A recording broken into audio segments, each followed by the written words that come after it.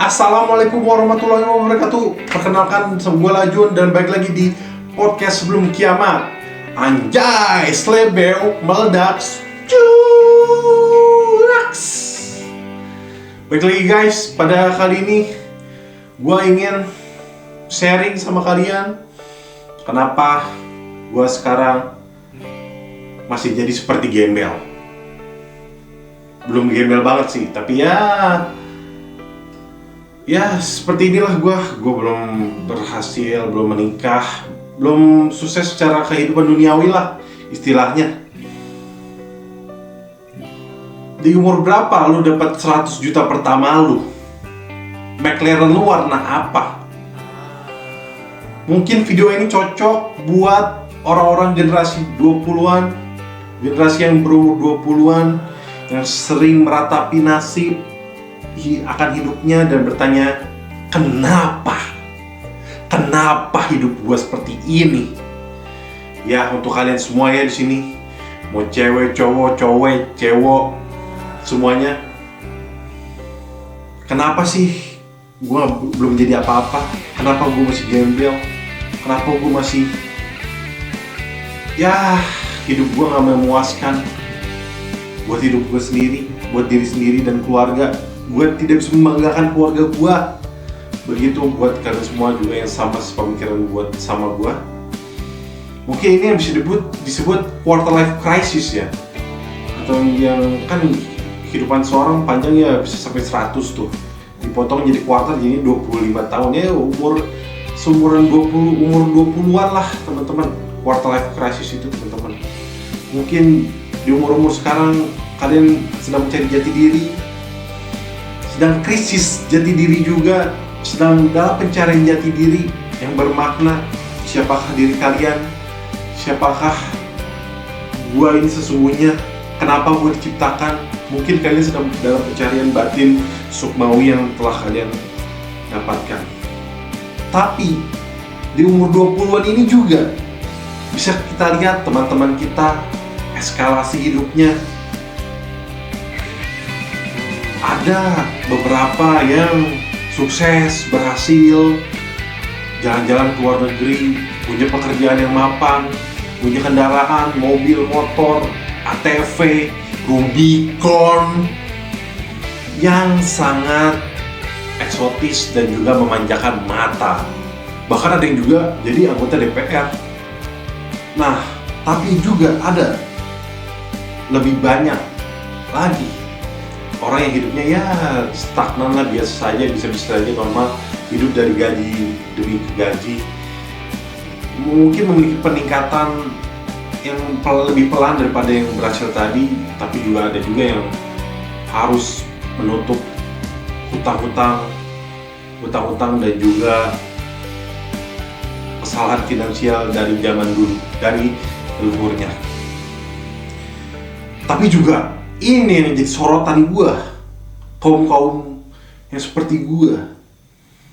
Ya juga sih, bukan kaum seperti gue ya, pokoknya istilahnya yang stuck, yang gitu-gitu aja, yang gak berkembang sama sekali, yang stuck. Gue bikin buat video ini khusus buat kalian, supaya kita gak stuck, bareng-bareng kita bersama lebih maju menghadapi hidup ini, agar tidak terus-menerus menjadi beban keluarga. Kenapa beban keluarga? Jujur gue ini beban keluarga teman-teman. Sehari cuma tidur makan. Kadang-kadang main. Kalau bahasa Sundanya tuh ada istilahnya hardolin, dahar modal ulin. Begitu teman-teman. Karena rutinitas yang buruk teman-teman. Rutinitas ini tidak membuat produktivitas yang berarti. Kalau lu nggak produktivitas, lu nggak menghasilkan uang. Kalau lu nggak menghasilkan uang, lu stuck di situ, lu berasa mati. Memang uang bukan segalanya, tapi segalanya butuh uang. Memang uang bukan segalanya, tapi nggak punya uang berasa mati, teman-teman. Di tengah rutinitas tidur makan itu, lu kan sambil main HP lah, internetan, lu jadi kelihatan melihat hal-hal yang lu inginkan dalam hidup. Tapi lu nggak tahu hidup lu mau apa. Lu mau apa dengan hidup lu, arah hidup lu mau gimanain. Lu mau berpenghasilan susah, nggak punya skill dan juga nggak punya skill set yang memadai lah atau apapun itu.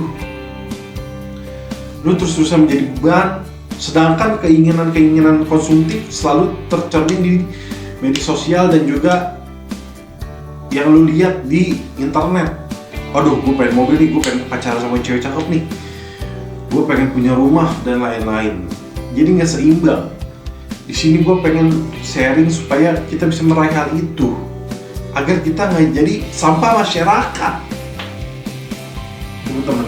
Supaya nggak jadi sama masyarakat gitu. Kenapa? Karena orang-orang yang stuck jadi beban keluarga ini pasti akan melakukan hal-hal yang negatif kalau tidak diselamatkan oleh video ini. Anjir. Semoga video ini menyelamatkan kalian ya, beban-beban keluarga di rumah, agar bangkit. Memang sih gue bukan siapa-siapa dan gue juga, ya ibaratnya gue juga gembel. Tapi gue, ya semoga dengan video ini gue bisa memotivasi kita semua untuk lebih maju ke depannya, teman-teman, supaya nggak jadi sama masyarakat. Karena rutinitas yang tadi gue bilang itu, jadi beban keluarga itu akan menimbulkan pikiran-pikiran yang nekat, bahkan bisa terjadi tindakan kriminalitas. Bisa kita lihat kan, tingkat kriminalitas, orang putus asa ngapain ya? Begal, teliti, bacok, mati. Ambil hartanya, ambil motornya, gadein.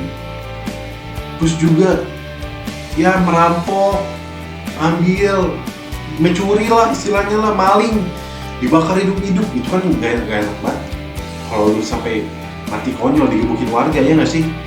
Dan yang paling parah yang sedang menjamur beberapa media belakangan ini, ya benar, judi,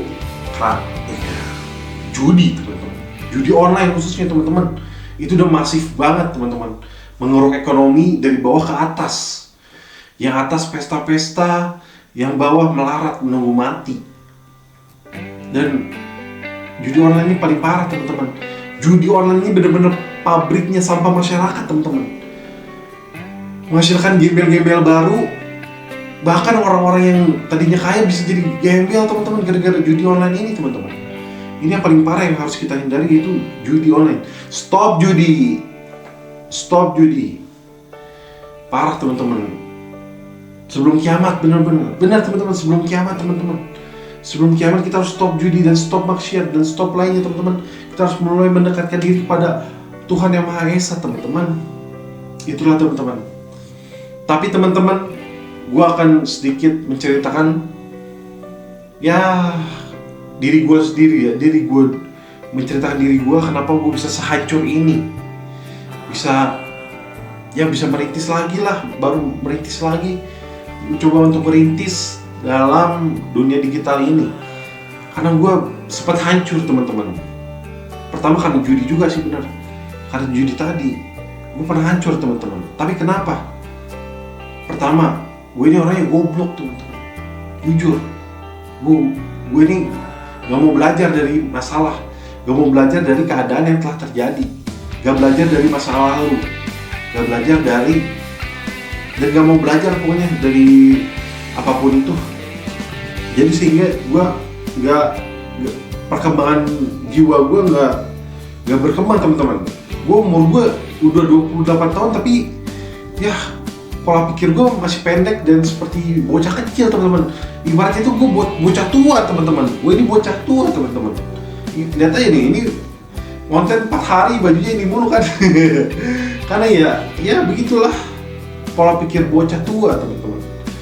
Tapi yang membunuh gue sih, yang membuat gue jadi hancur seperti ini, yaitu karena gue arogan teman-teman.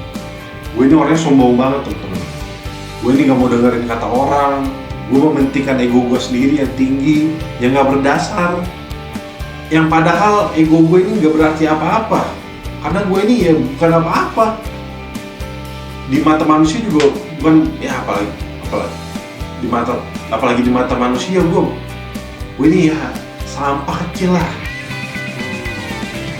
Dan gue bikin video ini ya bukan bermaksud menasehati kalian ya. Gue cuma pengen sharing dan membuat kalian bangkit dan juga semangat. dari apa yang telah gue pelajari selama 28 tahun belakang ini, supaya tidak terjerembab, dan untuk generasi di bawah juga ya, supaya menjadi pembelajaran ya buat hidup kalian ya, supaya tidak seperti gue yang melakukan kesalahan-kesalahan dan juga penyesalan-penyesalan yang bermakna, dan juga yang hal tersebut, kebodohan, kesombongan itu membuat gue menjadi sompral teman-teman, menjadi nakal, liar, brutal, seperti membuat orang menjadi gempar, seperti Kerasakti teman-teman, seperti Sun Gokong gue ini.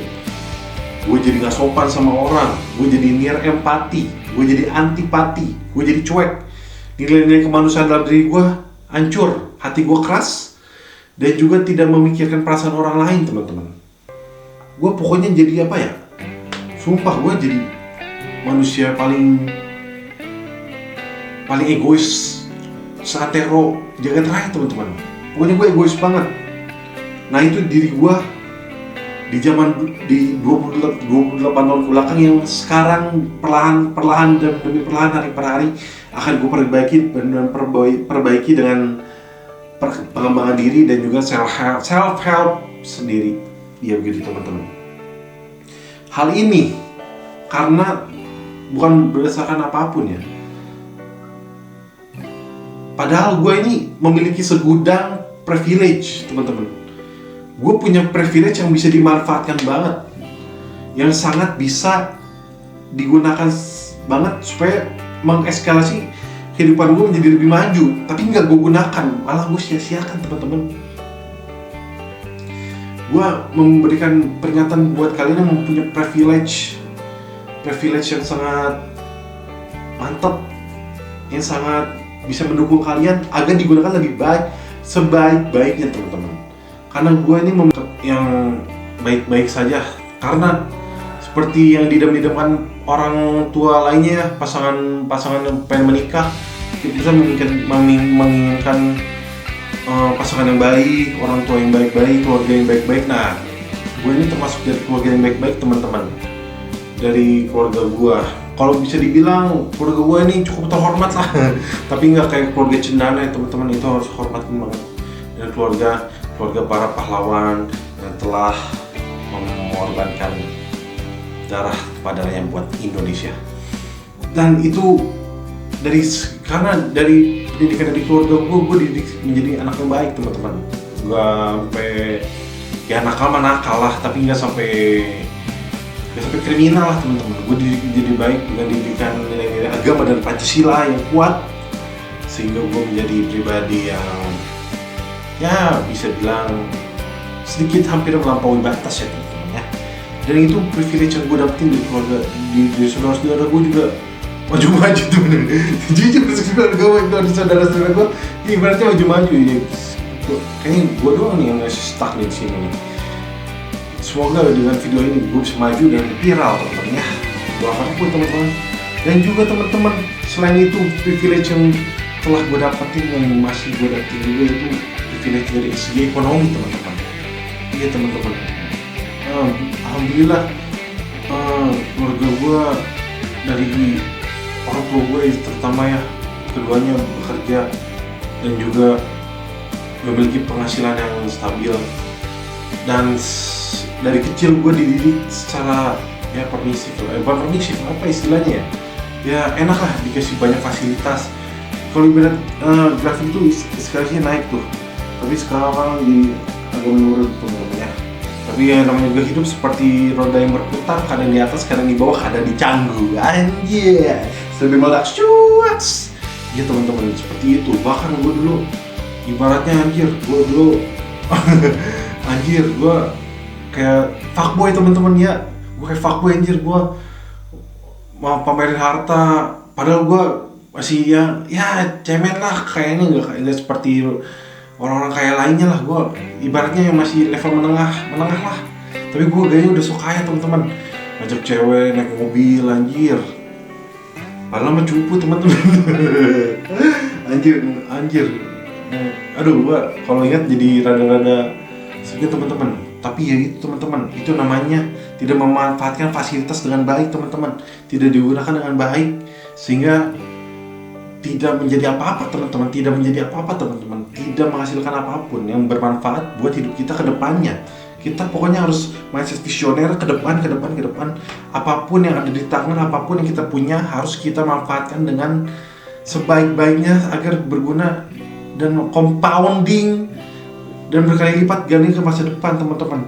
Dan ini yang paling gue menyesali, paling gue sia-siakan, yaitu yang paling gue kesel banget, yang pengen banget gue gapai lagi, itu networking teman-teman. Networking itu yang paling barokah teman-teman.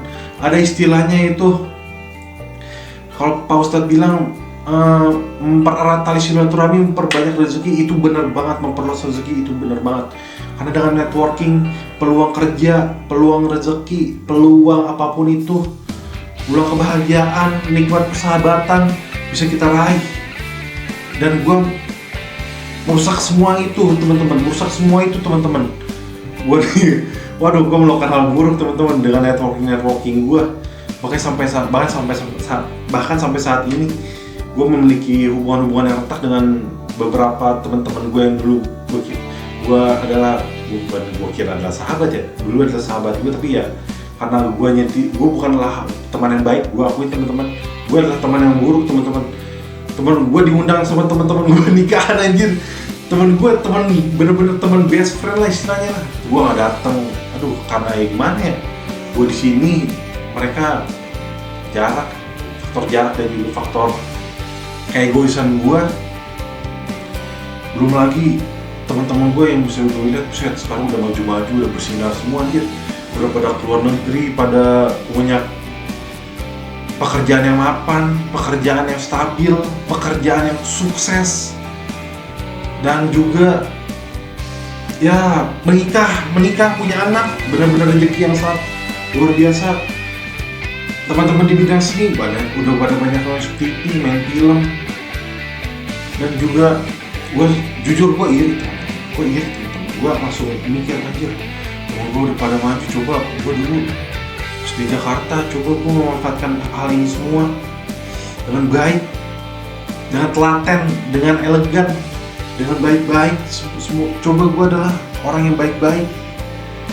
Aduh, tapi ya apalagi, tidak ada yang bisa disesali teman-teman. Semua sudah terjadi, dan gue harus mengambil hikmahnya dan belajar dari hal itu. Dan gue bangkit dari desa ini. Dan memanfaatkan sisa-sisa privilege ini. Bukan sisa-sisa ya, yang ada, yang sudah ada, yang setelah, yang masih ada lah, yang bisa gue manfaatin. Gue bikin podcast, gak ada yang nonton gak apa-apa. Tapi gue bersyukur dari 3 episode kemarin banyak yang nonton. Iya benar banyak yang nonton ya. Lumayan, semoga episode ini banyak yang nonton ya Allah, amin. Dan itulah teman-teman, itu privilege yang gue dapetin, networking yang utama teman-teman. Buat kalian yang masih muda, yang masih remaja, yang masih sekolah, manfaatkanlah waktu dengan teman-teman kalian. Buatlah great memories, karena kedepannya lu akan butuh dia. Suatu saat nanti lu akan butuh dia, benar. Dan lu akan bangga punya teman kayak dia. Itu dari gue. Dan setelah gue telusuri, gue pahami diri gue, kenapa kita semua bisa menjadi gembel seperti ini, bisa menjadi rusak dan tanpa arah seperti ini. Karena kita mempunyai mental block teman-teman. Mental block yang bikin goblok. Blok. Pokoknya itu teman-teman. Dan yang paling pertama itu, yang paling krusial, yaitu mindset teman-teman. Mindset itu benar-benar harus kita ubah teman-teman, perlahan-lahan teman-teman. Mindset itu memang sangat sulit diubah, karena itu pola pikir dan psikologis psikis yang kita terima dari kita kecil teman-teman. Itu udah mengkristal teman-teman. Sangat sulit mindset itu diubah. Hanya orang-orang tertentu yang bisa menggapai dan menghancurkan kristal dari psikologis dan juga psikologis dari mindset dari orang-orang yang sulit untuk berkembang dan sulit untuk maju teman-teman. Kita harus menemukan orang yang tepat dan juga menemukan formula yang tepat agar mindset kita bisa berubah menjadi lebih maju. Karena mindset itu adalah dasar kita untuk bergerak, dasar kita untuk beranjak dari keterpurukan ini teman-teman. Kita harus, ya paling banter lah, kita bisa baca Al-Quran dan Al-Hadis dan As-Sunnah teman-teman ya. Itu di situ banyak formula-formulanya seperti sebenarnya teman-teman. Tapi kita harus bisa menyempatkan dirinya di tengah era globalisasi seperti ini. Dan juga mental block yang kedua itu adalah keadaan teman-teman. Kadang seringkali kita menyalahkan keadaan, tapi sebenarnya keadaan adalah yang bisa membalikkan kita menjadi maju, naik ke atas teman-teman. Karena dengan keadaan ini kita bisa jadi lebih berpikir, lebih sadar bahwa kita harus maju ke depannya. Kita nggak boleh terus-terusan terpuruk dan tidak bangkit seperti ini teman-teman ya. Karena kita adalah makhluk yang dinamis, makhluk yang berubah-ubah. Kadang di atas, kadang di bawah, kadang di samping, kadang di selatan. Nah, kita harus bisa mengolah keadaan kita, situasi kita. Apapun yang kita punya, kita harus gunakan. Apalagi, maaf, bukan mendiskreditkan orang-orang, bukan orang-orang mendiskreditkan disabilitas ya. Tapi bagi orang-orang yang normal, yang mempunyai fisik lengkap, itu adalah basic. Bukan basic juga sih, itu adalah anugerah yang harus kita manfaatkan. Kita punya tenaga, kita punya pikiran, kita punya kesehatan untuk bisa maju ke depan teman-teman.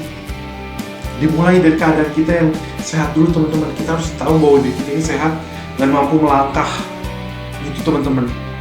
Dan yang terakhir, yang bukan paling juga sih ya, yang umum, itu demotivasi teman-teman ya.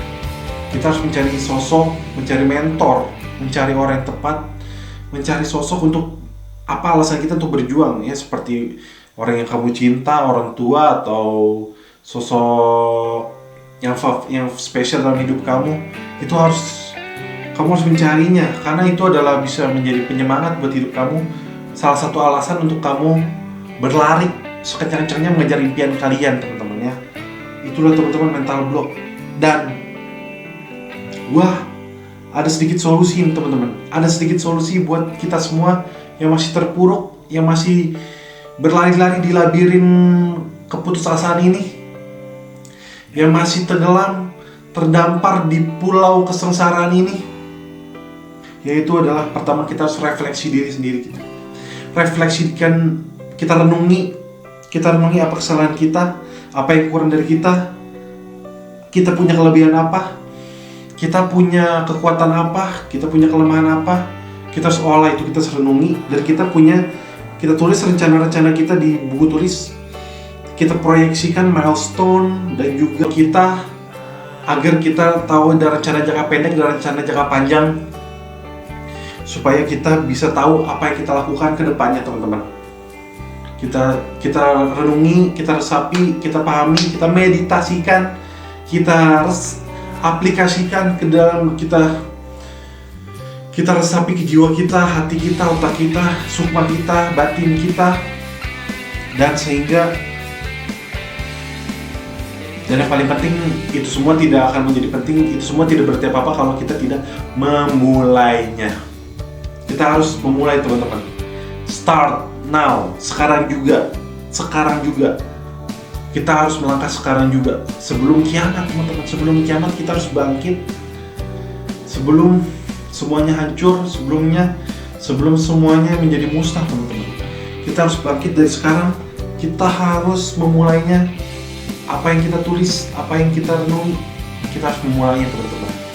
Memulai dari langkah kecil, step by step, langkah kecil, perlahan perlahan kita berlari teman-teman. Kita harus mencari cara, bagaimana caranya kita bisa bangkit teman-teman, dengan cara memulainya. Tapi memulainya tidak cukup teman-teman. Memulai tidak cukup teman-teman. Yang kita harus bisa, harus kita maintain, harus kita jaga adalah kedisiplinan kita teman-teman, kekonsistenan kita teman-teman, kepersistenan kita teman-teman. Motivasi itu ya ibaratnya kayak sugar rush teman-teman. Grafiknya seperti ini. Tapi kalau disiplin, ting, perlahan kita maju teman-teman. Perlahan kita maju dengan kedisiplinan. Jangan hanya sekedar motivasi yang nge-boost di awal teman-teman. Kita harus cari cara bagaimana kita harus selalu mood. Bukan selalu mood gak mood kita harus jalanin teman-teman. Impian kita, apa yang harus kita lakukan, kita cari di internet sumber-sumber.